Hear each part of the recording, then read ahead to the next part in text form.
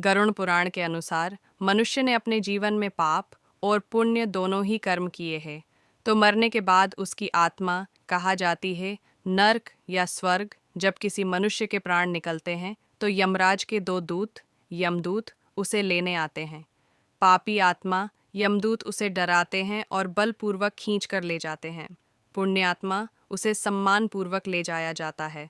मृत्यु के बाद आत्मा को तुरंत यमलोक ले जाया जाता है।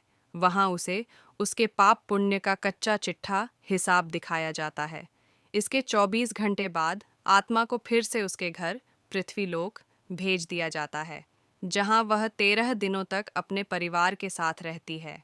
वह अपने परिवार को रोते हुए देखती है और वह कुछ नहीं कर सकती। उसे न तो कोई देख पाता है और न कोई सुन पाता है, और उनके द्वारा किए गए पिंडदान और तर्पण का भोग करती है।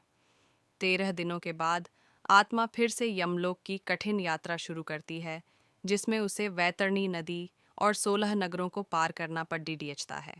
अंत में यमराज के सामने पेशी होती है, जहाँ चित्रगुप्त उसके कर्मों का न्याय करते हैं। यदि मनुष्य ने जीवन में अधर्म, हिंसा, चोरी या छल किया है, तो उसे उसके पापों की सज़ा काटने के लिए विभिन्न नरकों में भेजा जाता है। गरुड़ पुराण में 28 मुख्य नरकों का वर्णन है। यदि मनुष्य ने दान, धर्म, परोपकार और भक्ति की है, तो उसे स्वर्ग के सुख भोगने के लिए भेजा जाता है। मनुष्य ने पाप और पुण्य दोनों किए, तो उसकी आत्मा पहले कहा जाती है स्वर्ग या नर्क। इसका निर्णय उसके कर्म पर आधारित है। उसने पुण्य अधिक किए तो उसे स्वर्ग मिलेगा, और पाप अधिक किए तो नर्क मिलेगा।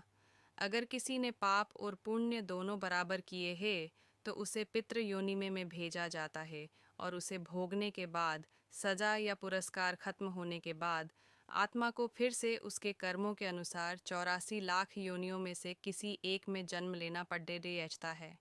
अगर उसने पाप अधिक किए तो उसे सैकड़ों वर्ष तक 84 लाख योनियों में जन्म लेना पड़ता है, और फिर उसे मनुष्य योनि मिलती है और किसी गरीब घर में जन्म मिलता है। अगर आत्म पुण्यात्मा है तो उसे किसी राजा महाराज के घर में जन्म मिलता है। ऐसा गरुड़ पुराण का ज्ञान लेने के लिए चैनल को सब्सक्राइब करें। राम राम।